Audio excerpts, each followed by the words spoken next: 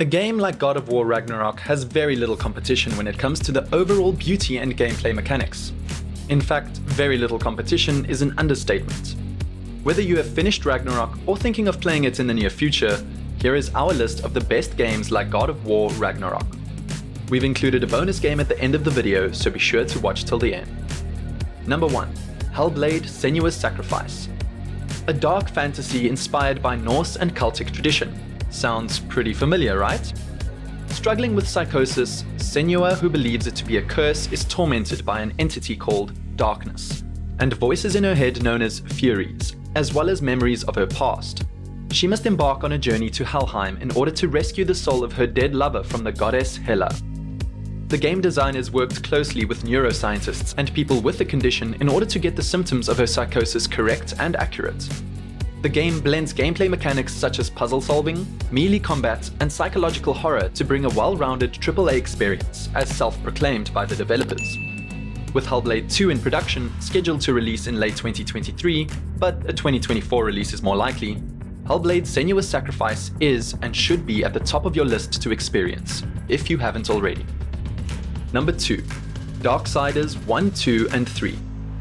Darksiders is an action role-playing franchise where the player takes control of one of the four horsemen of the apocalypse.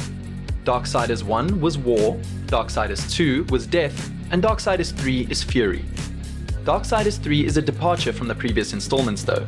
The gameplay mechanics and overall leveling system have been revamped and tuned to provide an almost next-gen feel, while still remaining within the confines of what a Darksiders game represents. You play as Fury in her quest to capture the 7 deadly sins who escaped imprisonment. Her style of combat relies on whips, swords, daggers, flails, and magic to subdue her enemies. Fury can take on multiple elemental forms in order to enhance her combat and provide mayhem on the battlefield. Taking place parallel to Darksiders 2 and before Darksiders, Fury is summoned by the Charred Council and tasked with restoring balance to the universe. Yes, she is a good girl, as good as one of the four horsemen of the apocalypse can possibly be.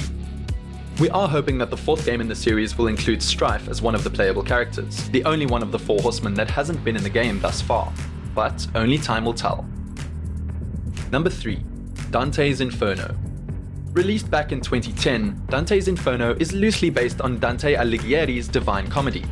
It follows Dante, a Templar knight, on a quest to the 9 circles of hell to rescue Beatrice, the damsel in distress, from Lucifer himself. Dante's primary weapon is a scythe that can be used in a multitude of combination attacks and finishes. He has a holy cross that can thrust projectiles at his targets with a deadly spurt of energy and cause absolute decimation to his opponents. In a holy good guy kind of way, of course. I remember being absolutely enthralled by this game and completing it multiple times before I knew every nook and cranny of the game's depiction of hell. Number 4. Bayonetta 1, 2, and 3. Bayonetta 3, like the previous installments, is a hack and slash which follows Bayonetta as she fights various enemies with a combination of melee attacks and awesome gunfights. Dodging enemy attacks at the last moment allows Bayonetta to enter Witch Time, slowing enemies and opening up opportunities for counterattacks or slick finishes. Bayonetta 1 and 2 were a huge success, and we are confident that the third installment is just as great, if not better. If action-adventure hack and slashes are your thing, then the Bayonetta franchise is something you have to get into, for the class and culture at the very least. Number 5. Bloodborne. Not dissimilar from the Souls games, Bloodborne follows the protagonist, a hunter, through the eerie Gothic, Victorian-era styled city of Yharnam, whose inhabitants are afflicted with a bloodborne disease that transforms the inhabitants, called Yharnamites, into horrifying, deadly beasts. Attempting to find the source of the disease, the player's character investigates the city's mysteries while fighting beasts and cosmic beings. The gameplay of Bloodborne focuses on strategic weapon usage and calculated exploration.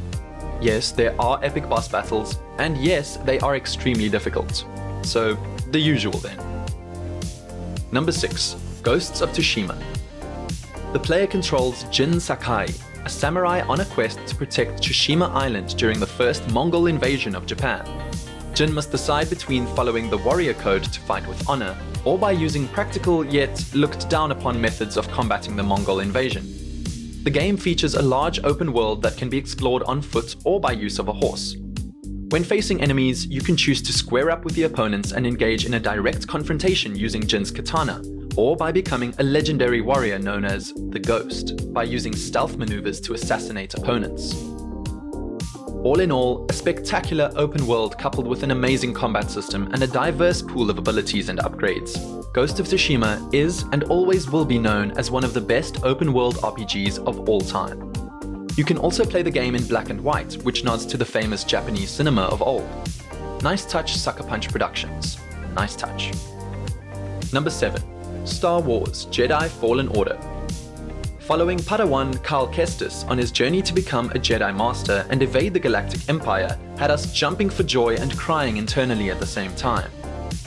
Repelling endless numbers of stormtroopers, undead Dathomirian witches, and bogworms with awesome Jedi Force powers and lightsaber skills that Yoda himself would be jealous of, had us absolutely entrenched in the story of Cal Kestis and his journey of self-discovery and redemption.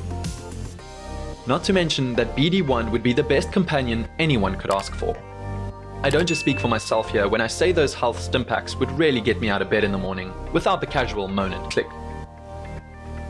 The new Journey Plus allows players to restart the campaign with a new red lightsaber color and Cal's Inquisitor uniform. All skills and abilities are reset though, which is pretty damn lame. But when all is said and done, Fallen Order is still a must-play for any Star Wars fans eager to test their lightsaber skills. Number 8. Devil May Cry series. Yet another Dante alluding to Dante's Inferno, this action-adventure genre is definitely worth your time. In order of play, Devil May Cry, Devil May Cry 2 Dante, Devil May Cry 3 Dante's Awakening, Devil May Cry 4, DMC Devil May Cry, and Devil May Cry 5. The story of the DMC universe alone is worthy of praise, but there are gameplay elements that make DMC a true gamer's wonder. There are too many games in this series to go into full detail, but the character development seems to be up there with the best. The gameplay of the newest release has a next-gen feel as well as impressive combat art to really give the game a boost in overall player ratings. Bonus: Star Wars The Force Unleashed 1 and 2. The Padawan of Sith Lord Darth Vader, Starkiller. Starkiller is actually a clone of the first game's protagonist and follows the clone's story of discovery and power. The dual lightsabers and Force electricity give Starkiller immense power, which he uses to fight for the Rebel Alliance and attempt to bring an end to the Empire's tyrannical rule over the galaxy. The story follows non-canonical lines and is not featured in any Lucasfilm projects. It's probably a good thing because the protagonist is way too OP to fit into main storylines. Unfortunately, the storyline never got a conclusion, and fans all over the world would love to see an end to Starkiller's story, or at least the clone of Starkiller's story. That brings us to the end of the video. Thanks for watching. Please like and let us know in the comments section which games you've played and which you would like to add to this list. See you in the next one. And don't forget to join us again next time.